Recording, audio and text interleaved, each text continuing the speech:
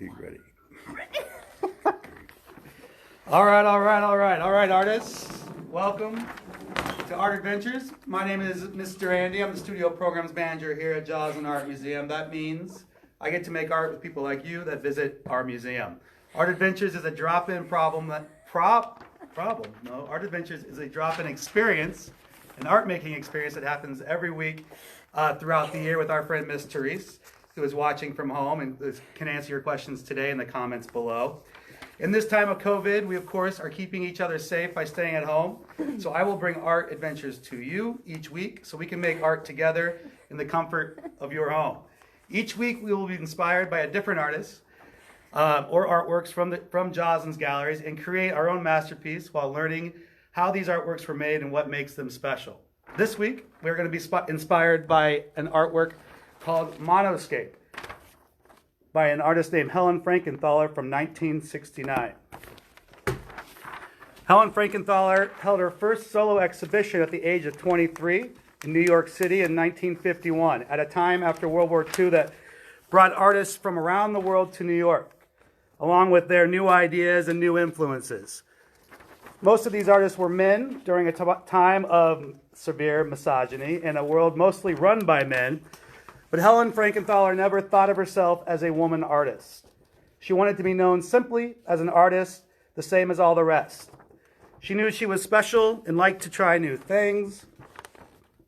Her innovative ideas and experimental personality quickly brought her attention as she began to influence other artists. Helen Frankenthaler was born in 1928 to a wealthy family. Her father was a New York State Supreme Court judge, and Helen has said that her father treated her as though she was very special, and he supported her ideas and curiosity as a child and as a student. He sent her to expensive schools where she studied with well-known artists. In school, she was introduced to new ideas of abstraction and learned to paint in a Cubist style, simplifying her subjects to geometric shapes and fracturing the picture by combining perspectives. Helen was not the only young artist trying new ideas and inspired by abstraction. Many were learning from their teachers and looking to what other artists were creating and wanting to try new things. Most artists, just like you, want to stand out. They want their art to be different, and they want their art to be uniquely their own. Jackson Pollock is an artist you might recognize from the galleries here at Joslyn Art Museum. Jackson Pollock stood out more than most artists because of his wild way of painting. Instead of painting on canvases that stood upright on a wall or on an easel, Jackson Pollock put his canvases on the floor and dripped his painting from above. Jackson would walk around the canvas. He'd even walk across the middle of the canvas to create purely abstract paintings. Oftentimes, these paintings were called action paintings. Helen Frankenthaler was introduced to Jackson Pollock and was excited by his new way of painting. Helen already loved to try new things and was eager to put her canvases on the floor and see what happened. Jackson Pollock and other abstract expressionists mostly painted purely abstract pictures. These were expressions of their ideas, their feelings, and their emotions. Often, there was nothing in the picture that you could recognize. These were not pictures of people, places, or things. Jackson Pollock's paintings were full of action and movement. He dripped and slashed paint from above to create lines that danced and wrestled on the surface of the canvas. Helen Frankenthaler was inspired by this approach, but she, of course, had ideas of her own. When Helen moved her canvas to the floor, she loved that she was free to move around each side of the painting. She would pour her paint, and she could even lay down on the canvas. She could crawl across the canvas, and when she was able to interact in an intimate way that she otherwise couldn't, she was able to get up close and really become a part of the picture she was making. Instead of dripping her paint in an aggressive swirling lines like Jackson Pollock, she instead carefully poured and pushed her paint onto the surface of the canvas. Here we can see her pushing that paint into the canvas. Helen Frankenthaler often painted on an unprimed surface. We'll talk about what that means in just a moment. But she'd pour and push her paint on the unprimed canvas that would stain the material and become a part of it. She called this process soap staining. She called it soap staining because she would wet the areas of the canvas with borax, which is used to make soap, to allow her paint, which was thinned. She would take her paint and thin it down to almost as thin as water, using turpentine, so that the paint would seep further into the canvas, creating undulating shapes of color. That means these shapes kind of would move in and out as they stained and seeped into the canvas. She would create undulating shapes of color that would radiate outward to the edges and create almost like halos along the edge of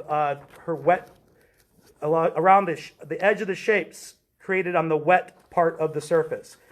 Parts of the canvas she left dry. These dry areas of the canvas would contain the color, almost like creating a fence, so the color would stop as it stained the canvas. Helen Frankenthaler fell in love with this method of painting and continued to experiment with new tools and new techniques and new ideas throughout her life. She would push and pull the paint with anything she could find. Sometimes she'd use a sponge attached to a long stick, almost like she was mopping the canvas. Sometimes she'd even pull off the windshield wiper from a car. The windshield wiper on the windshield of a car, she'd pop it off and push her paint along the surface of the canvas. Oftentimes she would call these paintings abstract climates. She liked to capture moments or a feeling that you might have on vacation or a feeling you might have in a favorite place. This means instead of making pictures of trees and mountaintops, instead of painting trees and mountaintops that you could recognize, she would pour and push her paint to create the feeling. She hoped that painting would make you feel like you were on a beach or a mountain top or by a bubbling stream. Helen Frankenthaler had a long career. Here we can see monoscape. Again, this is Joslyn's picture monoscape. And we can see, there's some students down here from a Joslyn art school using their sketchbooks to sketch and record what they feel when they're looking at this monoscape. They might be sketching the different places that this monoscape reminds them of. Helen Frankenthaler had a long career. She only passed away just recently, fairly recently, in 2011. Her paintings, sculptures, and woodblock prints can be found all over the world and have inspired generations of future artists just like you. Today we're going to get to know more about Helen Frankenthaler and her way of painting as we look to monoscape and learn a wet-on-wet watercolor painting technique.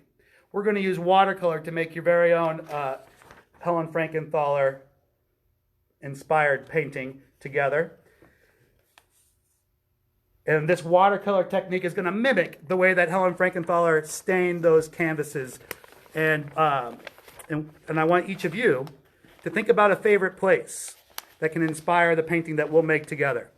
As you're thinking about that favorite place, maybe a vacation spot, or maybe a place in your backyard or in your house, maybe at the park or the woods that you like to explore, think about that in the back of your brain while we watch a short video of Helen Frankenthaler, so we can see her, we can listen to her talk about her work, and we'll get to see her put paint onto the canvas on the floor.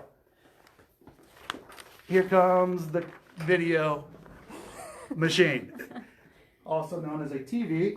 We're going to put that here.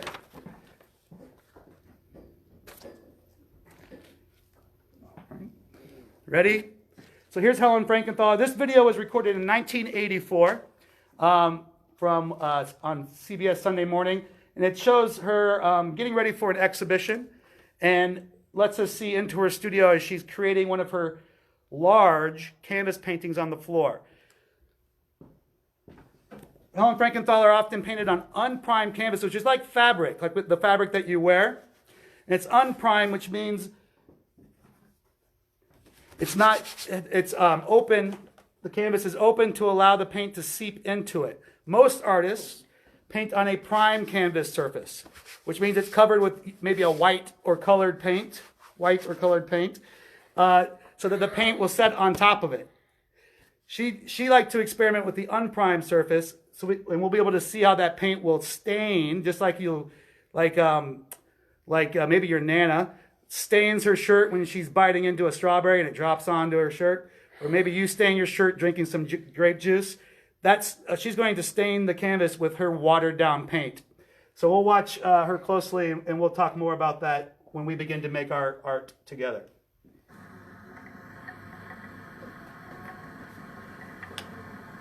Recognition came very early to Helen Frankenthaler. In 1951, when she was only 23, she had her first solo exhibition. The following year, she painted Mountains and Sea, a revolutionary work. Frankenthaler put an unprimed canvas on the floor and poured paint so that it soaked right into the surface. This technique had a major influence on other artists. I work on the floor because I feel I have more intimacy and more control of the surface of the canvas that way. One's stance and relationship to the canvas itself is very different if you are stretching a canvas on the floor than if you are looking at the wall.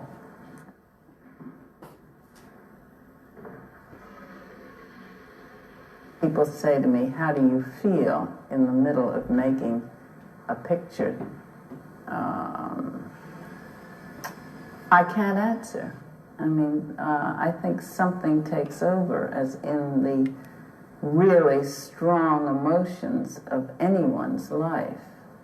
You're not self-censoring, and you have no idea of image or the world or any of it. But again, you're lost in it.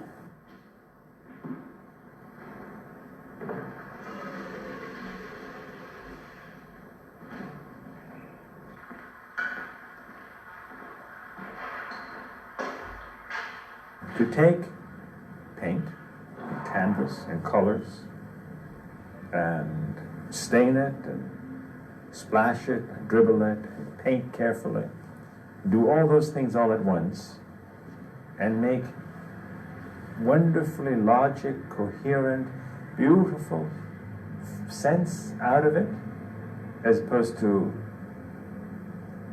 things that fall apart. Extraordinarily difficult. It is a kind of magic. And there are a lot of people out there in the world who experience that. It is, I think, why our world regards artists in that very special way we do. They make magic. Okay, so now it's time for us to make some magic. And to make our magic, we're going to need to take a look at today's materials. So, some of you may have a bag with a purple Joslyn logo on that bag. Pink. These bags are pink. That is pink. Yes, pink. Thank you, Miss Miranda.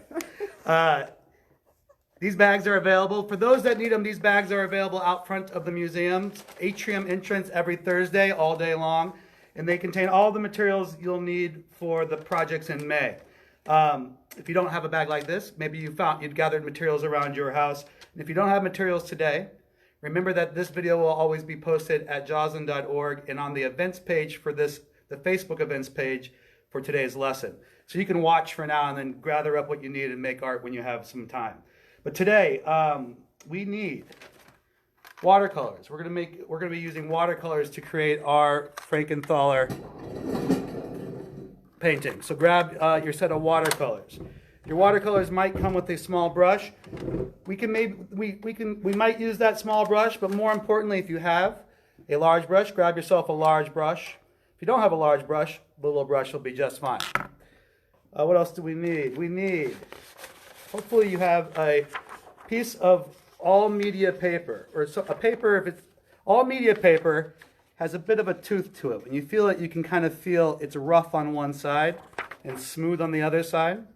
That rough side will allow our paint to seep into the paper and hold the color. So if you don't have all media paper, maybe grab a piece, the thickest paper you can find in your house. The thicker that paper, the more water and color it can hold. And that's then you need that's from our bag. Those are the materials you have in your bag. But we also need some materials from home. So hopefully you can find a cup that you can get dirty, a cup that you don't need to drink out of, that we can use to put our brush into to clean each time we change colors. Then also, hopefully you can find a napkin, a paper towel, a rag, or an old t-shirt that we can use to help clean our paints as well. Lastly, maybe some found materials or some materials that you can find around the house to introduce into your painting. One material that might be fun to introduce to your painting is salt. And try to maybe not just, you want to try maybe some of that salt comes in those big grains, the big salt.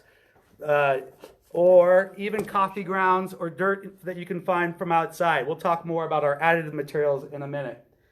Other things we might find around the house are some found painting tools. This means you might find an old paintbrush. We saw Helen Frankenthaler using a sponge on the end of a stick. We talked about Helen Frankenthaler using a windshield wiper. We might find tools around your house that could be fun to experiment and try as we begin to make our painting. So maybe an old toothbrush, a spoon. That's a plastic spoon, maybe even a bunch of twigs or other things you find around the house. So gather those things up. And then before we move to our workspace, and begin to paint, let's first activate these paints. And this is a trick I learned from Miss Therese. So we're going to activate these paints. These paints are brand new and fresh, pristine. We want to try to keep these paints clean as we go along. And we're going to be painting with a wet on wet technique. That means, just like Helen Frankenthaler, we're going to wet our painting surface. Helen Frankenthaler would use borax in her soap to wet her unprimed canvas. We're going to wet our paper. And then we're going to use very, very wet watercolor paint to paint on the wet surface so that our paints will stain and spread just like Helen Frankenthaler when she painted on the floor. So we need to have very, very wet. We want our watercolors to be very, very wet. Sometimes when we're using watercolors, we don't want them so wet. But when we're painting wet on wet, we need wet paint. So we're going to get a very wet brush. So we're going to activate our paints to get them wet so they're ready to paint when we begin on our paper. So take your big brush, get it dripping wet. You can see my brush is dripping wet. Now this is what Miss Therese taught me. I'm going to take that big paintbrush. Instead of putting the paintbrush into the paint, I'm going to take that big paintbrush and I'm going to put it above the paint and then squeeze and drip into each color. Drip to make like a little swimming pool of orange and a swimming pool of red into each paint tray. And we're going to let this sit for a while, for a minute or two, while that water seeps into the paints and gets that paint very, very wet. Now once you put your water into your paint tray, leave your paint tray right where it is. We don't want to splash your paints around. I am very carefully going to bring my paint tray over here to my workspace. And I'm going to set it to the side to let that water seep into each color so that my paints become very, very wet. Now, while our colors are seeping and our colors getting very wet, let's use this time to visualize. Let's think about what you want to paint. Helen Frankenthaler and the other abstract expressionists painted in a purely abstract way. That means they didn't often grab their paintbrush and carefully paint a tree that we recognize. They didn't often paint waves and beaches that you recognize. Instead, they would think about the different shapes and colors and feelings that a place might make them feel. So before we begin to paint, I want you to think I think we can all think about a favorite place. So maybe close your eyes and think about a favorite place that you have. And you can share those with us in the comments. I'd love to hear about your favorite place. It might be a place you visited on vacation. It might be a place inside your home. We've all been inside our home a lot. But it might be a place out at the park, in your backyard, maybe down the street, a friend's house, a relative's house. Think about a favorite place. And think about all the different colors you see in that favorite place. Think about the different ways you feel. Think about all your senses. Close your eyes and think about, is that place warm or cool? If your favorite place is a beach, you might want to choose some warm colors like red, orange, or yellow. Maybe one of your favorite places, maybe you like to build snow forts. Maybe you need some cool colors. Or maybe you like to sit under a shady green tree and read a book. Kelly did suggest the beach. So Kelly, think about the different colors you might see at the beach. Or when you close your eyes, think about the colors that you see in your mind. Disney World. Or Disney World. Think about at Disney World, there's lots of action. It's a crowded place. Maybe your favorite place is full of action. Maybe it's very peaceful and still. What kind of shapes can you create? Think about the different noises you hear in your favorite place. Florida candy store. These are all great places. Think about in each place, think about the different things. Candy store, you can even think about what you taste. Sullivan Island, South Carolina. Sometimes Helen Frankenthaler even incorporates, instead of salt, if you're thinking of a candy store, you might sprinkle some sugar. Sometimes Helen Frankenthaler will sprinkle coffee grounds into her paintings because she likes to drink coffee when she visits the beach in Massachusetts. Massachusetts. You got it. Think about the different ways you feel and your emotions in each of these in your favorite place. Does that place make you feel calm or excited? And what kind of shapes might you create for if your favorite place makes you feel calm? What kind of calm shapes can you create? New York. If your place is full of action, you might have different shapes. And we can see again. We can look at the different shapes and colors that Helen Frankenthaler has used in her paintings of places. You've got North Carolina, South Carolina. Great. So you guys can keep sharing those and to each other in your comments. And we're going to get ready now to take those ideas out of your mind's eye. And we're going to put them onto your paper. We're going to create our abstract climate, which means we're going to create abstract shapes of all those things that you saw in your mind's eye. We're not going to make, we're not worried about making little details so that people know exactly what you're painting, but hopefully they feel exactly what you feel. So we're going to begin. We're going to begin with your cup of water and your large paintbrush, and get that large paintbrush dripping wet once again. Get it dripping wet. And before we load our paintbrush with paint, we're going to paint right onto the paper, almost with just using our water, almost like invisible ink. So I was thinking about some of my favorite places, which are mountaintops or valleys near a mountaintop. And I'm going to take my paintbrush and I'm going to scrub. Sometimes when we use a paintbrush, we want to be very gentle, almost like you're petting the paper. But we want to scrub. Remember we talked about, Helen Frankenthaler sometimes called this soap staining. When you're using soap, you got to scrub. We've been doing that a lot lately, I think. So you're probably pretty good at scrubbing. So take your paintbrush and scrub. That means we want to get your paper wet. Now it's to make the shape that you were thinking. So right now it's an invisible shape. Maybe you can see the shiny parts of my paper where my paper is wet. But I'm making almost an invisible shape using only water to prepare my wet surface. This is just like when Helen Frankenthaler will wet her canvas so that the paint will seep into the threads of that cloth canvas. Since we're using paper, and Helen Frankenthaler also painted on paper, sometimes using this same technique. Now, I painted one shape here. Now I might think about another shape. over here. And I'm going to be careful. I want to try to leave some a dry space between that neck shape. You can create any kind of shape you want. And maybe you can see I've left a dry area right in here. But maybe down here I want that to connect. But if our dry areas will create that edge or a border that when we begin to add our color to our shapes, that color will stop, hopefully. It will stop where that paper gets dry again. So I've made a few wet shapes here. I think maybe now we're ready to introduce some color. Some of these shapes are the shapes I thought about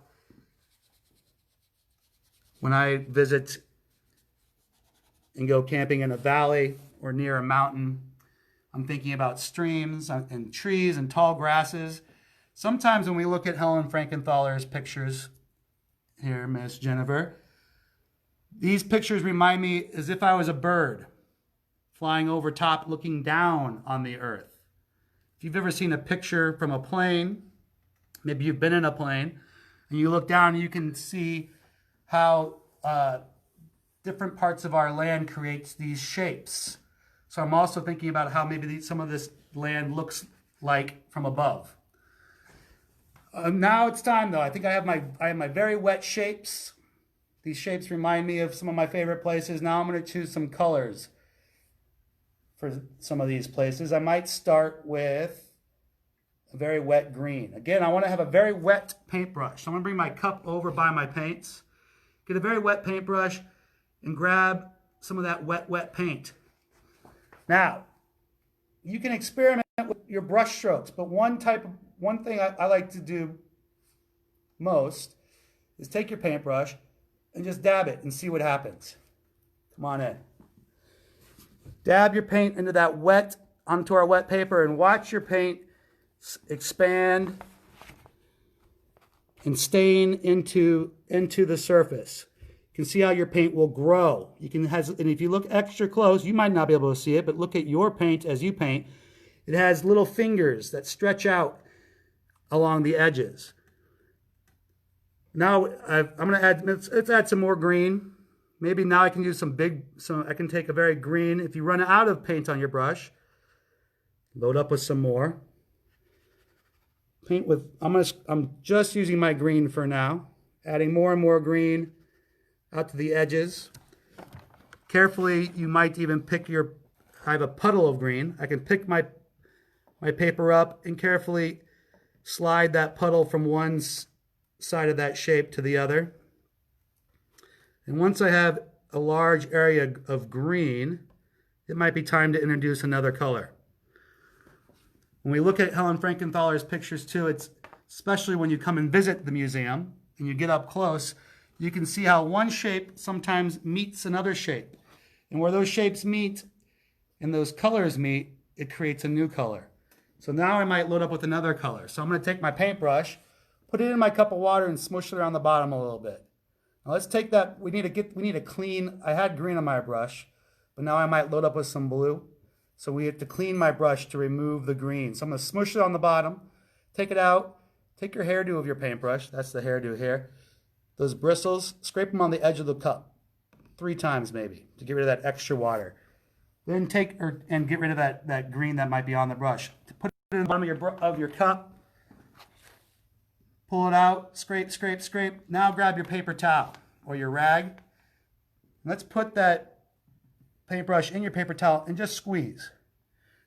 Try not to squeeze and yank because you might pull the bristles out of your brush, but just gently squeeze, and just like you're drying off a wet dog, just squeeze, or maybe a wet little brother or sister. You don't want to be too rough with that hairdo. To get rid of any paint to get rid of any green paint and prepare us for our blue paint. Now my brush is clean, but it's also dry. We want our paint to be very, very wet. So now that the brush is clean, I'm going to put it in the cup again, get it dripping wet, put it into my blue paint, and dab again. And watch how my paint can flow into the green with my little fingers of blue. Maybe a little blue, blue, blue, blue, blue, blue, blue, blue, blue, blue, all kinds of blue, blue over here. And seeing how these colors can mix and blend. You might see how my paper is starting to warp and bubble. If you want to try this again, you might, and you have some masking tape at home, one way to keep your paper flat before you paint is to put masking tape around the edges. But before we're finished, we're going to talk about how Helen Frankenthaler would crop and her final steps to make her painting ready to put on a wall. Now let's add, so far I've used 2 cool colors. Let's add a third cool color. I used my cool green, my very cool blue. Let's add another cool purple. Let's add another cool color, purple down here at the bottom. These are all colors that make me, that kind of feel cool. Like I was out at Grand Teton National Park here, sitting by a lake made from a melted glacier or something, with some green trees in the background and purple mountain majesties across the water over here. Just like that. And right here, see this edge right there? That's where my paper's dry. So that's where that fence to contain that purple color. Now remember, I have a couple other spots over here. So let's experiment with some warm colors. Just like before, I'm going to put my brush in the water, scrape the hairdo 3 times, get rid of any purple that might be on that brush. Squeeze gently to get rid of, and then get my brush wet again and ready for some warm colors. How about a warm color? Maybe a warm color like orange. Let's see what this orange can do with these other shapes. We'll dab, dab, dab some orange and watch it slide down that hill on that paper. Sometimes our bumpy paper that's kind of a fun discovery. We can control the way our color flows by putting my color up here at the top of this, like a hill. Now that my paper is getting is warped, and put my color on the top of that hill and see if it slides down the hill like it's sledding down into this puddle down here. Some warm orange. Now maybe another warm color. Think about all the warm color, those colors that make you feel warm. So we get ready for summer. Maybe a yellow. Just like this. And lastly, maybe another warm color, maybe some red in here. Now, come on over here and look at my paints. They're going to get a little messy. That's A-okay. One thing I recommend today, when we're finished, before you put your paints away, before you put the lid on and put them away in the cupboard or in your in your studio box, let them dry out.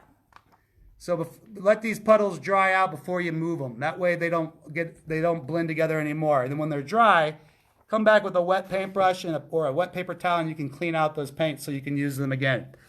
I can keep adding more and more color. Hopefully you'll add more and more color. But let's experiment with some of our added materials and our found tools.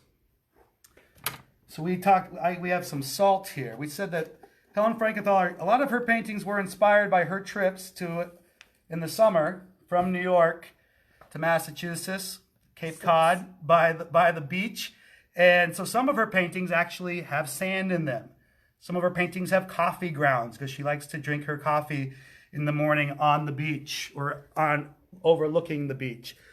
So we can take, this salt is an additive that when we put this salt, this crystal salt, these salt crystals into our wet puddles, those salt crystals will absorb some of that water and leave a crystallized texture behind. So I might take a pinch of salt in my hand and find some puddly areas and then drip my salt into those puddles.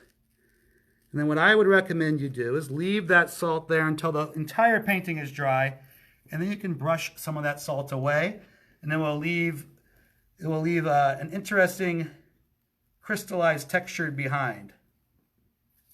Another way we can experiment with texture is with your paper towel or your rag. I have some big puddles here. Come on in here, Jennifer. I might find one of these big puddles. Right here's a big puddle. And I might soak that puddle up. I might just take my paper towel, and we're not, instead of scrubbing, we're just going to dab, which means I'm going to take my paper towel and push, maybe hold it there, count to 5, 1, 2, 3, 4, 5, pull it away, and we can see what kind of mark that leaves behind, sort of creating this soft, sort of pastel-y, transparent color beneath my paper towel. Dig? All right. And then we have our other tools over here. See, I have a spoon we'll experiment with. These are this is like hay or grass that's been tied together. I have a small sponge. I bet you could find a sponge around your house. There's lots of things maybe near your sink or in your toy chest. An old toothbrush. I do not brush my teeth with this toothbrush, but you find an old toothbrush. This is a fun Squeegee painting tool, and this is just a bunch of rope all tied up in a knot. So you might just take some old shoelaces, and we can see. Let's see what this rope can do. I'm going to take that rope, and remember, Helen Frankenthaler would push and pull, and a lot of her movements, unlike Jackson Pollock, who oftentimes was kind of wild and listened to music and danced around his canvases, Helen Frankenthaler was a bit more meditative. So she would, instead of going nuts over her canvas, she would often, you saw her in the video, often she would be very thoughtful. So before she made a movement, she would sit back and she would think about what she would do next. Oh, another thing that she would do, and we heard her say that she liked to go around all sides. Since we're not working on a huge canvas on the floor, maybe you can experiment with that later.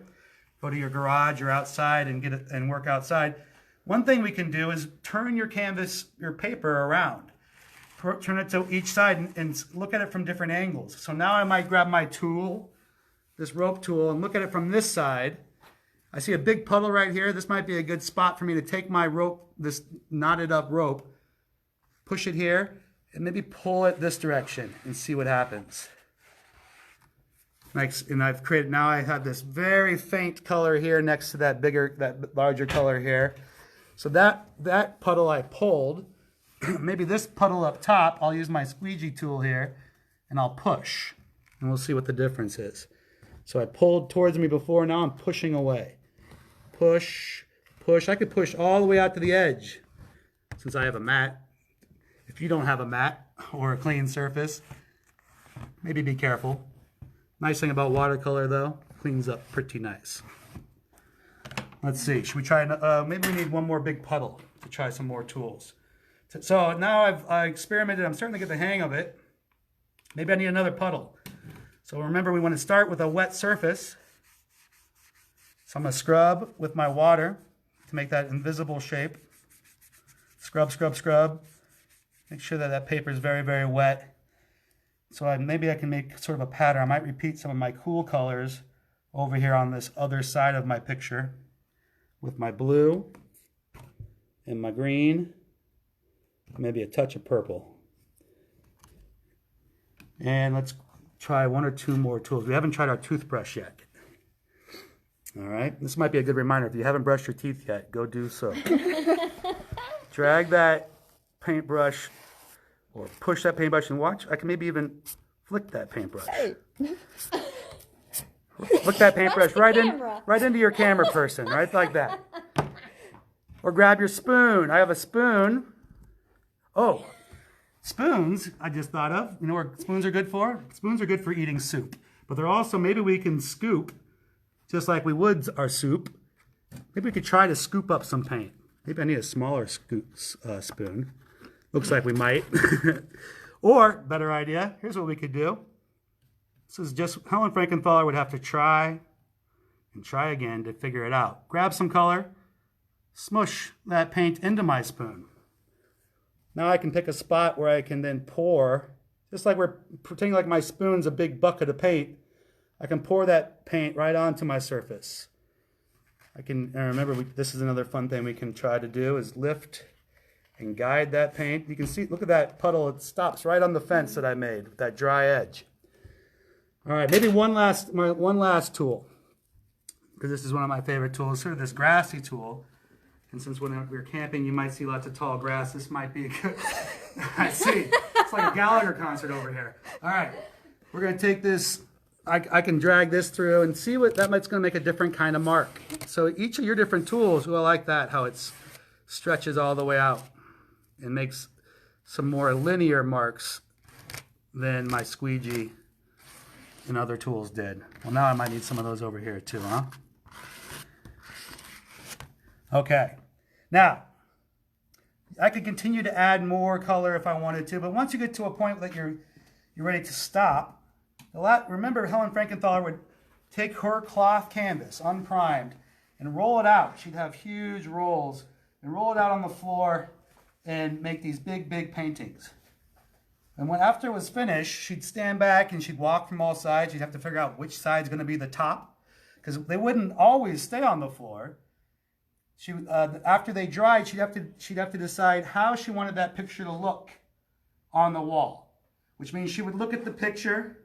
She'd maybe take her fingers, little finger guns like this, look at it like this, and crop the image and look through her fingers to see which part of the picture was the most interesting. Parts of that picture she might cut away. She might take her scissors or tear the canvas to crop or cut away parts that she wasn't fond of.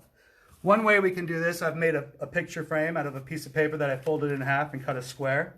So when you're finished today, you might create a viewfinder like this, and then we can take that viewfinder and hold it up over our picture and select some spots that we like best.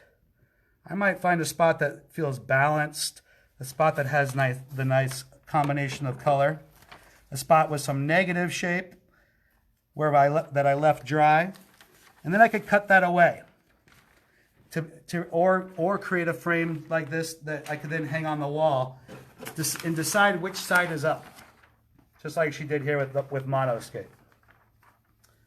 So, hope that you enjoyed. I'm glad you enjoyed us to make art today. Thank you for joining us, and don't forget to share your finished pictures with us. Let us know what tool, when you share your picture, tell us what tools you use to experiment with. Maybe think of a title. And that title might be a clue of what your favorite place is, or the things that you feel in that favorite place. Post those finished images to the Facebook event page for today's art adventure, and follow us for updates about all of Joslyn's Art from Afar opportunities, including virtual art camps. Registration is open now, and we'll see you again here next week to make some art. Thanks again. Adios.